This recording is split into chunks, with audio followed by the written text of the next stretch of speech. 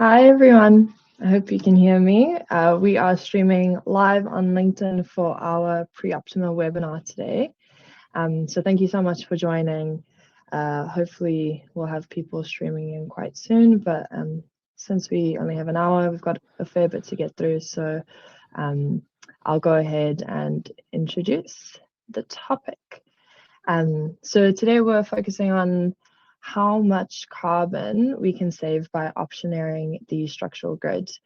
The webinar will be hosted by myself, Alexandra Bantock, or just Alex, a founders associate at Preoptima, and I'm joined by Keir, Regan-Alexander. He's a domain expert and founder of ArcaWorks. I'll give a brief intro of him and then I'll let him take over. ArcaWorks and Keir is actually working on a really exciting project with Preoptima. If you haven't heard of it already, it's called PACER, or the Planning Application Carbon Evaluation and Reduction Platform. So it's a bit of a mouthful, but PACER for short is a lot more manageable. And what it is helping local authorities with the processing of carbon data and the review of whole life carbon assessments that have been submitted in the planning application stages. It's being developed in collaboration with Westminster City Council, and Keir's helping with the interface and workflow of that project. So I'll hand over to him if he wants to do any other introductions. You can go ahead. Yeah. That was great, Alex. Thank you very much. Nice to be here. Sure. So we'll just get started with a brief intro on the structural grid. Keir, the expert, can talk you through this. Right, so we're going to talk about structural grid today, which is one of the things you can play with in Preoptima. Once you've brought through your project, you can test different combinations of grid. And when we say grid, what we mean is the distance between the column elements on the superstructure of your project. We'll often be working with, most common would be concrete or steel, or some sort of hybrid, or maybe a timber structure. And the distance between the columns on your grid will impact the depth and size of your flooring, because if the floor has to stretch further between the columns, then it's going to need more reinforcement, it's going to need more thickness and more material. So there's an interplay between the distance of the columns and the thickness of the floors. And so a few things happen. If the floors get thicker and you're using more material, then the whole building gets heavier. And that also starts to impact on your foundation. So you end up needing, say, more concrete in the ground to support a heavier structure. So as designers, we're constantly having to find the optimal grid for a project. And this is quite a good, simple example. This is a 9x9 reinforced concrete structural grid by HMM Architects. And 9x9 is a really good grid for space planning. So if you're doing an office building, you're going to have like full open plan bays of people working, and they're not going to have columns in between desks very often. So we talk about column free spans. It's a very desirable thing for people inside office buildings. You don't want columns all over the place, but what you'll find is when we run the tests, if you go too wide with your spans, you're going to use lots of carbon. Whereas if we go smaller with our spans, we'll have more columns, but we'll have less material in the floors, lighter buildings, less carbon. Great, thanks, Keir. That was a really nice overview, and he briefly touched on the relationship between the structural grid and carbon. And as I'm sure you heard, it's all about your material usage. So quantifying the exact difference in embodied carbon impact between different grid sizes, there's no really rules of thumb. It requires quite a detailed analysis, and that's because of the specific structural systems and materials that are chosen. That leads into the embodied carbon coefficients of those materials. Of course, these can differ regionally because of local materials, local manufacturing practices, the carbon intensity of the grid, whether you're using a dirty grid or one fueled by renewable energy. And again, the big one is the material quantities needed for those grid sizing and all of the structural elements that come with it. So that's the relationship between the grid and carbon. And what we're going to do is show you how we can transform this complex analysis into something really quite simple and quick with Preoptima Concept. So Preoptima Concept facilitates easy and carbon-informed design options appraisal at the conceptual stage. And I'll touch on why that's so important, that early stage approach is so important in a bit. And our platform, it handles the general design of structural systems and automates the calculation of material quantity takeoffs, and then in turn delivers up-to-date carbon information. And this is all on a simple massing model, so no detailed technical designs needed. You can really just import anything made quickly within SketchUp or any CAD model, and we can do that for you. Just a quick touch on that Preoptima Concept Lite is now available in case any of you haven't seen it on any of our socials. So this is a freemium platform that we've just released. It had its debut at FutureBuild. So if you just go ahead to app.preoptima/register, you'll be able to register and have free access to that platform. It's got some restricted features, but it gives you a really nice insight into the Preoptima Concept platform and what you can do with it. So please go ahead and register and try it out. If you have any questions, just let us know about that as well. So this is a look into the Preoptima Concept interface and where you would change the grid sizing. You would do it with these two sliders here across 2 dimensions. Today, we will just be focusing on a concrete structural type, but we also offer concrete, steel, timber, and hybrid, which is a steel frame with CLT flooring as options as well. But you'll see more of this as Keir optioneers within the platform. Now, I'd just like to cover why early is so important. As you can see from this graph, typically within the early design stages, you don't have as much data available, but this also coincides with when your ability to reduce the whole life carbon impact of your building is at its highest. So there's a discrepancy here, and it's unfortunate that a lot of the time we don't take advantage of this high whole life carbon reduction potential. This is what we're trying to fix. And the way in which you can do that is by bringing material quantities up front, which is what you need to calculate the carbon impact of your building. So that's what Preoptima has done. We allow you to, or rather we generate the material quantities of your massing model at the earliest conceptual stages. And that allows for real-time carbon assessments and optioneering. So it's really a different revolutionary approach compared to the late stage technical design approach of carbon assessments, where your ability to influence the design is quite limited. And this is where we pride ourselves on our accuracy. Even at such an early stage, we still achieve over 80% accuracy in material quantities generation and whole life embodied carbon estimation. So it really fuels accurate designs. And with this, we also allow full transparency. You can see what carbon coefficients are being used in your calculations. You can see what material quantities are being used in the calculations. And it really allows you to compare apples with apples when it comes to your design options appraisal. And I will hand over to Keir. I think I've spoken enough on today's webinar, so he can explain a bit about what he'll be doing. Thanks, Alex. Yeah, so we're going to do, we're going to be working from an imported massing. We'll start with a really simple block. So we're optioneering around an office building type today on a 9-meter grid, as standard, or at least the massing is based on that. Then I'm going to transform it in 2 different ways, and we're going to see what happens to the carbon, the embodied carbon. So the first transformation is to step the plan outwards and inwards in plan. So we're introducing 2 steps in the plan. So that's a horizontal change. And then in the third option, we're going to do step section. So that's stepping it as we go up the building, stepping the massing back. So what you'll see is that the embodied carbon of each option is directly related to the form of the building. So each of these options has the same GIA, it's the same amount of building, but the form of the building is either more or less carbon intensive based on the structural solution that Preoptima will model on our behalf. So if you want to share my screen, Alex, I can. Yes, sure. Thank you. Here we go.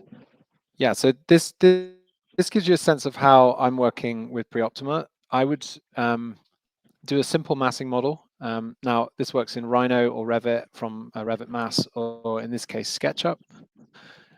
This is quite a typical set of criteria for an office building. So often office buildings are quite big and blocky like this. This is dead simple. I've got 6 stories. The upper stories are 4 meters floor to floor, which is quite generous, but you do have high floor to floor in office. You might get down a little bit under that if you were squeezing things, but it's a nice thing to aim for. Then I've set out the core based on a sort of 9x9 grid. So we've got 18 meters depth on this side of the core and 15 meters on this side, and then 15 meters either side of the core. So this is a configuration that's quite common and pretty efficient for an office building. So this is going to be our simple block. And then the second type is the step plan. So here, this is the previous position of the facade, and we've pushed the facade in on these 2 bays, and we pulled it out on these 2. Then we've done the opposite on the other side, so you get this sort of stepping mass, as you can see. And then the third type is when we step it in section. So by section, I mean this is the section of a building. It's when you cut it vertically. So here you can see that the mass steps back and then steps back again at the top. So the massing that's removed is added on top in this case. So this becomes 7 stories at the back. With the core, it comes up to meet the core.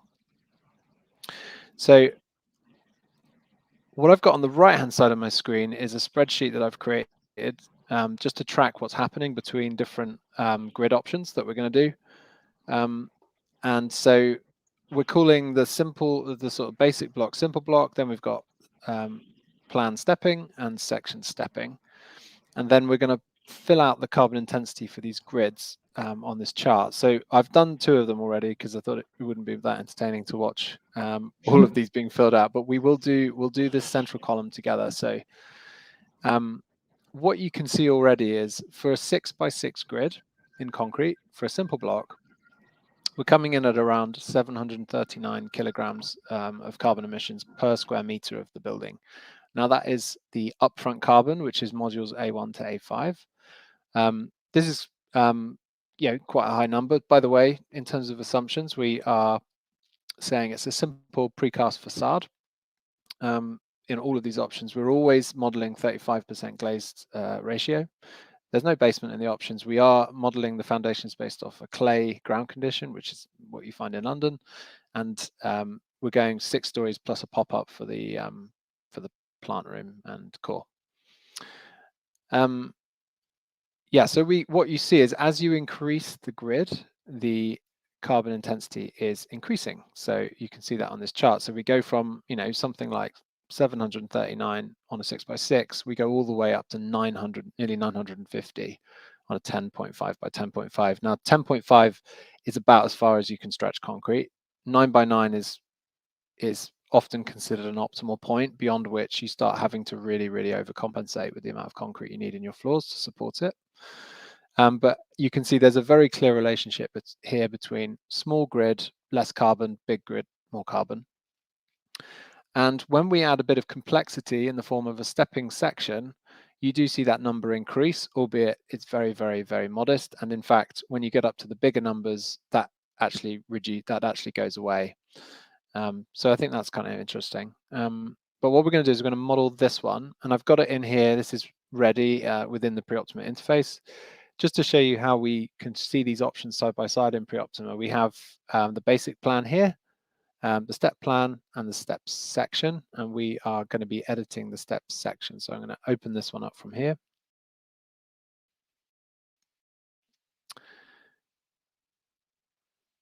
And we're going to go to the area that Alex said. So here in structure, you can see that this current option is at 6x6, and we're getting our upfront carbon of 762. So you can see straight off the bat, this one is coming out more carbon intensive at 6x6. So let's see if that trend continues. we're going to edit this now. So we just click the edit button, and I'm going to move this up to 7.5 by 7.5. What you find in office buildings is you're usually working at increments of 1.5 because they're planned on a 1.5 space planning grid. So we just apply that to all the blocks, and that's going to apply that structural system across the whole building. And then we can press save, and as this runs, we're going to get a new number here. So we've gone up to 827 on the next one. Okay, same thing happening here.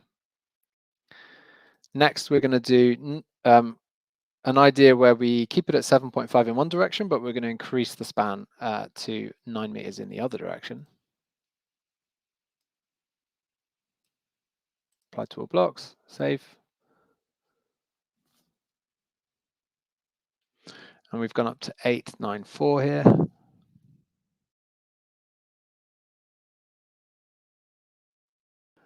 So 9 by 9, which is often one that we target in office buildings.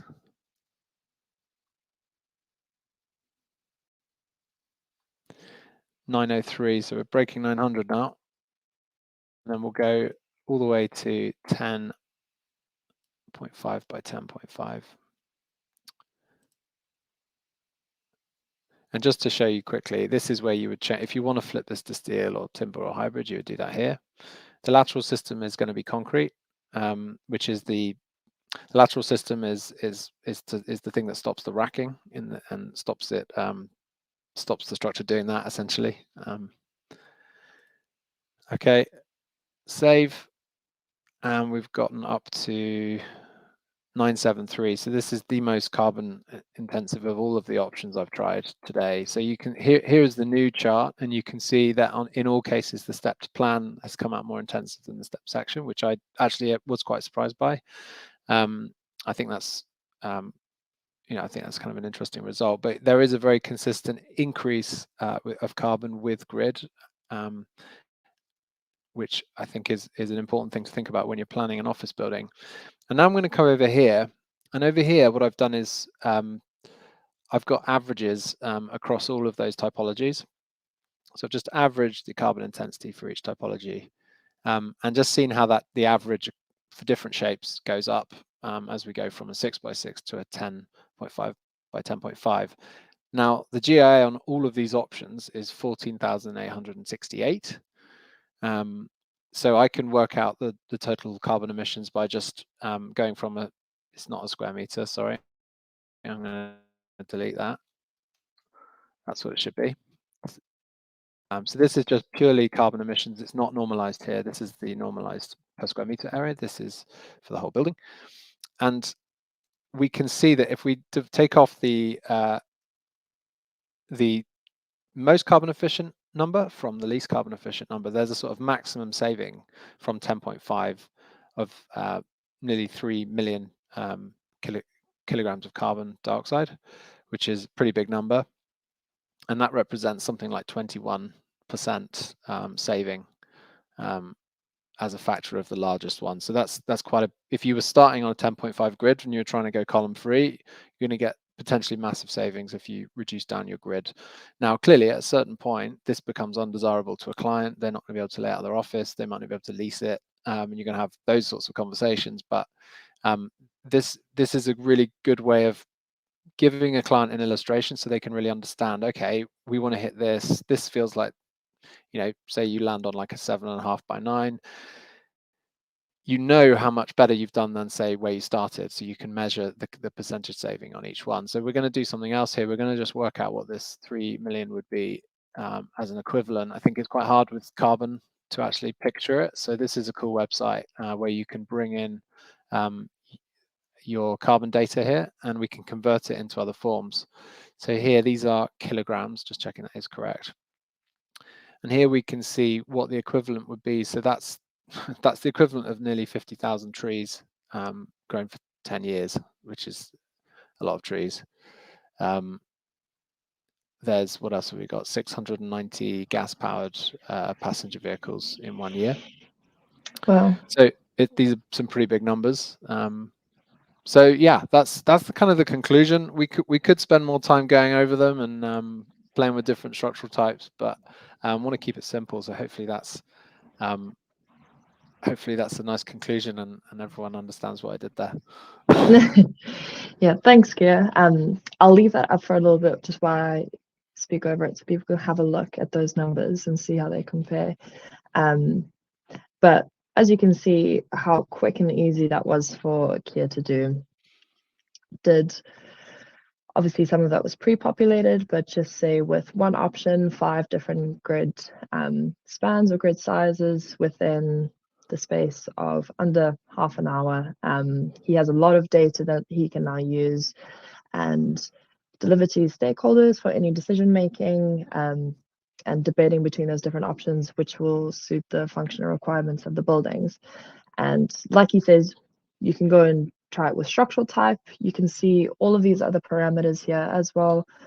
Even if you wanted to do an ATC scope instead of A1 to A5, or you can really play around with Preoptima and Optioneer for all these different parameters, changing the use type, changing facade assemblies, in which you can have custom assemblies as well. So I really do encourage you to go ahead and register for Preoptima Concept Lite, so you can have a look and spend a bit more time within the interface and just see what potential there is there for massive carbon savings. As you can see, it's actually quite frightening to think at such an early stage when your design is so fluid that you can save millions of kilograms of carbon by just doing a simple optioneering exercise with accurate material quantities. So I'll go ahead and see if there is any questions. Let me take this off for a little Q&A. So please, if you do have any questions, those of you that have joined in, please post them in the comments. I'll see there's a couple here, which is great. And this will also be available to watch at a later date as well. So we have John Sayer says, does it provide you simple sketches to show how the structure has been arranged? I think this is a tag onto his question. How detailed are the structural calculations in the background? Is it based on span to depth ratios, or does it look at some simple bending, shear, and deflection calculations? We don't have any of the tech team with us now. If Keir knows any of the answers to those questions, I'll defer to him. But otherwise, yeah. John, yeah, go ahead. I could have a go. So my understanding of how the model works is it's trained on a large set of structural data, but it's deterministic in the way it operates. So the model takes the form that it receives, and it basically does a sort of best fit of structure on that. So it will work out how many columns should be placed.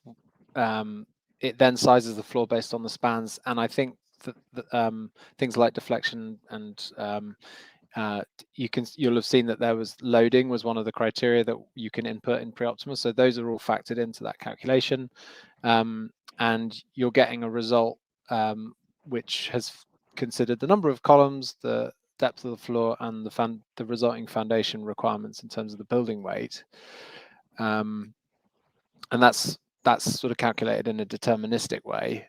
In terms of being able to see that, you can see the material quantities come off in the, you can export to Excel, so you can see all of the material you can see the reinforcement tonnage, you can see the concrete in kilograms for that. What you can't currently see is a sort of CAD drawing of all of those elements.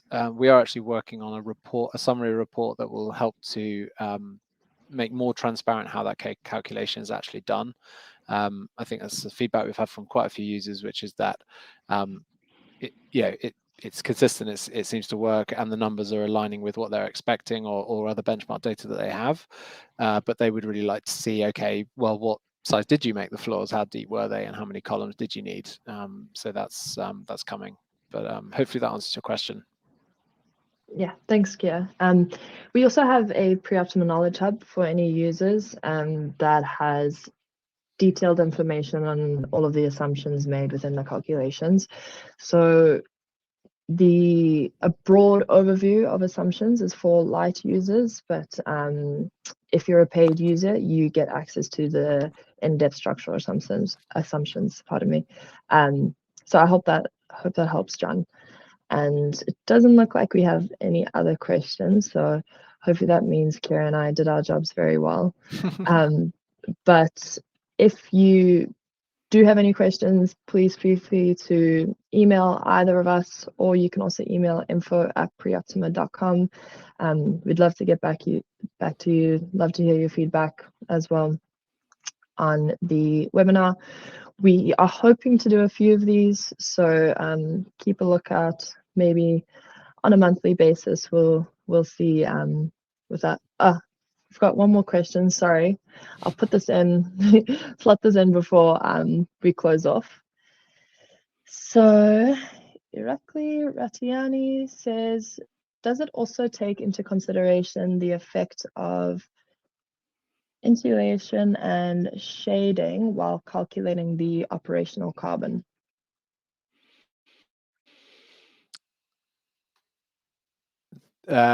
I'm not sure I'm best placed to answer that, to be honest. When we do operational, we do the energy system, and we look at the grid decarbonization model. I think the number is calculated based off the use type and size, but we don't go so far as doing it's not like a fabric analysis of thermal efficiency. It's not that level. Preoptima is mainly focused on embodied carbon. We do represent operational in order to sort of give like a whole picture of things side by side. But yeah, I actually need more information on exactly how we do operational, unless you have it, Alex. Yeah, so we don't do any in-depth energy modeling within the software. As Keir said, it's mainly focused on embodied carbon across the full scope, so A to C. We do offer operational numbers in terms of specifying a energy use intensity for the building and your electricity share as well. So that includes some MEP modeling, so choosing your MEP system, whether it be air source heat pump, gas boiler. So it's a pretty basic energy modeling from that point of view, but it does include it with all of your embodied carbon and to give a whole life carbon number at the end of it. Yeah, I think it's worth saying that if you're interested in, say, the embodied carbon of facades in more detail, the facade assemblies in Preoptima are highly you can basically specify them completely. So for these options, I've modeled quite a common but simple precast facade system, which has mineral wool insulation, aluminium, double glazing. It's got the support systems for the corbel in place, vapor barriers, internal linings, and so on. That's all built into that assembly. So that level of information to do with the fabric is coming through, but only on an embodied carbon level. We're not actually measuring the energy equation of that facade, if that makes sense. Yes, yeah, completely.